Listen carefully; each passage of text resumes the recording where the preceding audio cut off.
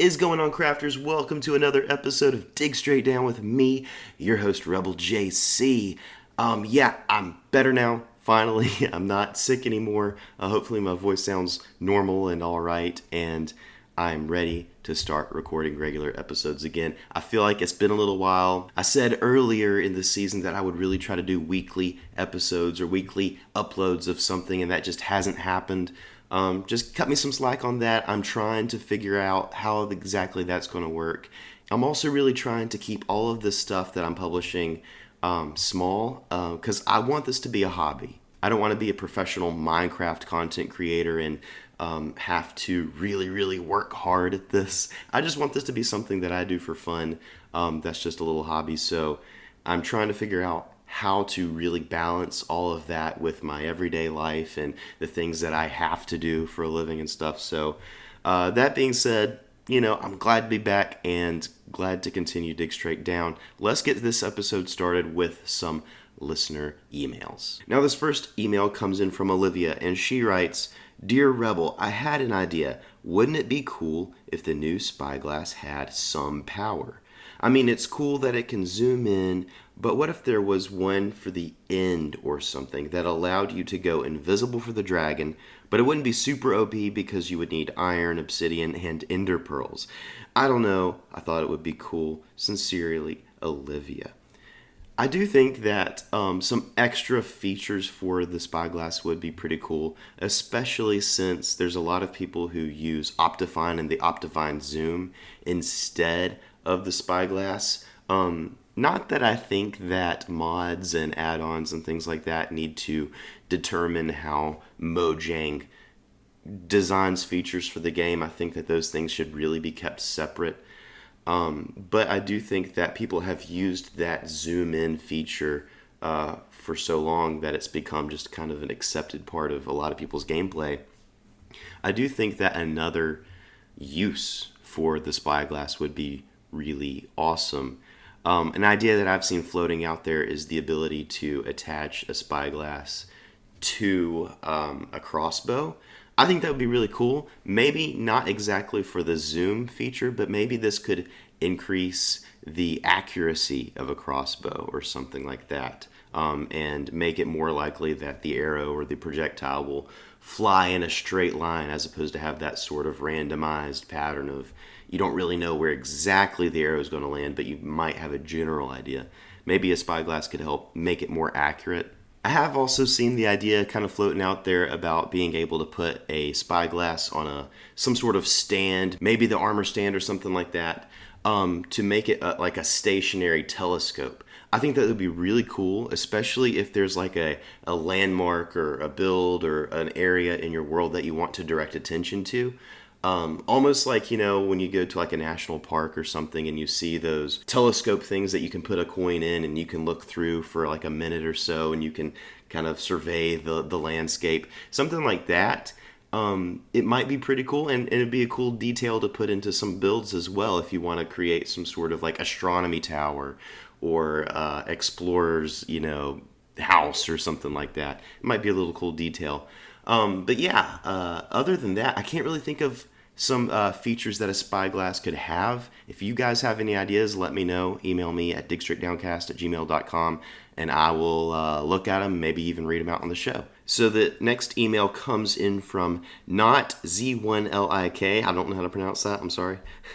And they write, "I think they should add in a music disc, like Pig Step in the Pillager Outpost and the Ocean Monument and other structures." And I absolutely agree with this. In fact, this takes us directly into the main topic for this episode. Let's get into it right now. So the main discussion of this episode is inspired mainly by a tweet from King B-Dogs, one of the developers of Minecraft. And it was clarifying how the Warden doesn't have drops and why that's okay. They don't want us to go after and kill the Warden. They want us to engage with the Warden in a more unique way. And this is what his tweet said. "Drops only encourage people to try to kill the Warden. You'll get loot from the chests that the Warden protects." So the idea that the Warden is actually actively protecting loot that you'll find in the Deep Dark. This is something that we haven't seen in Minecraft before. Of course, you have loot that is in dangerous areas and everything, but there's never been a mob that is directly tasked with guarding loot, with the exception of maybe the Guardians in Ocean Monuments. But that's kind of up for debate. But no hostile mob has ever been the direct guardian of a loot chest. So this is a very exciting, very unique new feature that's going to come to the game. And if you want to see some really cool ideas of how this could work, I encourage you to go check out the links in the description of this episode. There is a video by Blockixel Artistry, and he created this really cool idea of how the Skulk could work in harmony with the Warden to protect these loot chests. It was an amazing, amazing idea. I think it would really, really be cool if it was implemented in the game. So I encourage you, after you're done watching this or listening to this, go click that link and check out his video and let him know that I sent you over there. Now, it is a question that we have discussed a little bit in this show, but I would like to go into a little bit more depth. What exactly could the Warden be guarding in these chests in the Deep Dark biome? Now, obviously, these are going to be chests that are hard to get to, dangerous to get to, and I would probably put them on a top tier level, probably on par with the chests that you find in the end cities, because it seems like it's going to take a lot of preparation and skill to get to these loot chests. So the loot that is going to be in those loot chests is probably going to be top tier loot.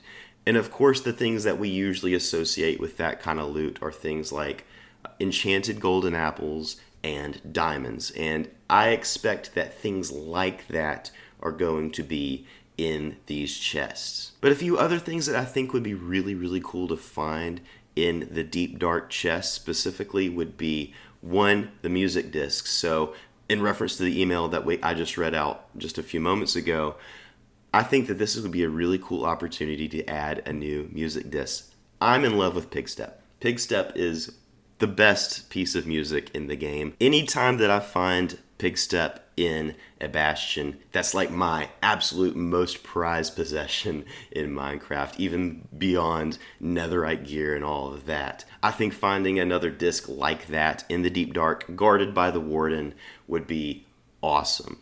On top of that, I also think that a new banner pattern would be kind of cool. Maybe it could be themed after the Skulk or the Warden. Maybe it could be like the Warden's antlers or something like that. But another banner pattern, similar to the one that we also can get from Bastions, which is like the pig snout banner pattern, would be really cool to have as well. I love those kinds of like collector's items. While they're not just super useful, the fact that they're so rare and so exclusive to certain areas in the game just really encourages exploration. And also it's just really cool to be able to say that you got this thing. It's like a trophy or an achievement that you got because you had tackled a certain biome or mob or structure. I think it's a really, really cool thing to have those little collective, maybe not super useful, but collectible items in the game. Another thing that I think would be really cool to find in these chests in the Deep Dark would be the brush. Now, I know that archaeology is not coming in 1.18, probably not even coming in 1.19. We'll see. Archaeology is something that I'm super excited about, probably more excited about than any other upcoming update to Minecraft. But just because the archaeology system is not coming to the game, it doesn't mean that the brush could not come to the game. It's a long shot, but I think it's possible. Now, this means that we would have to come up with a new thing for the brush to do that doesn't have really anything to do with archaeology. And some people have suggested maybe you could use the brush to do something with paintings, maybe interact with paintings or create your own paintings. I think that would be a really cool idea. But the idea that I came up with was related to the Deep Dark itself. So if you could use the brush to sort of brush away or scrape away skulk growth that's sort of taking over the terrain in the deep dark. It would be sort of like a silent, non-disruptive way of removing skulk in the deep dark, so you don't alert the warden while you're doing it, as opposed to like breaking the block that the skulk is on. I think that that would be actually super useful to getting around in the deep dark without disturbing the warden, since the warden is apparently not going to be something that we can easily defeat in the game. That would add a new use for the brush, and I think that it would be very relevant to the kinds of features that 1.18 is going to bring us. So I think it'd be really cool to be able to find the brush in the deep dark, at least for 1.18. By the way, if you're watching this or listening to this and you notice a lot of like jump cuts and jump edits like that, my kids are in the next room yelling at each other. So I'm like jumping up and running to, shh, y'all need to be quiet. I'm trying to record something in here. So if you notice any like awkward breaks in the discussion here, that's the reason why. It's just the realities of parenting. It's wonderful, but you got to jump up and stop some shouting sometimes. Now, I said a little while ago, the only other thing in Minecraft, the only other loot in Minecraft that is kind of portrayed to be under guard by a hostile mob is the ocean monuments that are under guard by the Guardians. I mean, they're called Guardians, so it gives you that idea anyway. But the loot that they're guarding, unless you count the sponge, which I don't really, because the sponge is, it seems to be more of a like natural growth that happens in the ocean monuments. What the Guardians seem to be guarding is those gold blocks in the ocean monuments, which I stand by what I've said before. Unless you're just trying to create a Guardian farm, which I will never do, and I'm sure a number of other players have sworn that they will never ever try to do that because it's just way too much work. There really is no point to going after an ocean monument, which is a shame. The gold blocks are not very worth it, and I think that if instead we could get some sort of trident, then I would definitely go after it. But that being said, that's the only other loot in the game that is directly under watch by a hostile mob in Minecraft. So the fact that the Warden is directly guarding loot in the deep dark insinuates, I think, that there is something in that chest that somebody doesn't want anyone else to have, which is intriguing. It really is. And if we knew a little bit more about the lore behind all that, maybe we could get a clear idea of what that was. But let's speculate a little bit.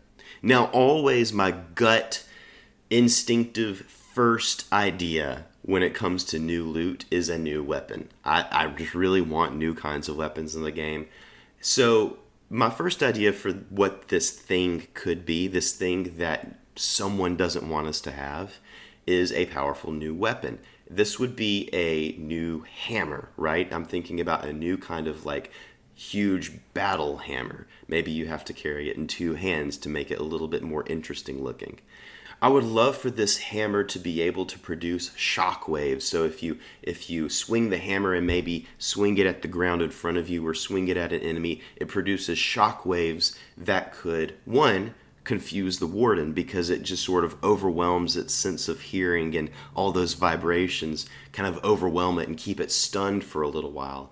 But also this shockwave could be like a splash area, damage effect that could affect several mobs in a given area at one time, making it a pretty powerful weapon. And also to give it a little bit more use for people who are after materials and stuff, maybe using this hammer on cobblestone turns the cobblestone into gravel, and using it on the gravel could further pulverize it into sand. That's not an original idea. I've seen that multiple other places, but it's such a good idea because it makes sand renewable, and I can't think of another way to make sand renewable. So yeah, I think that kind of a weapon with that kind of a use would be really, really cool to see.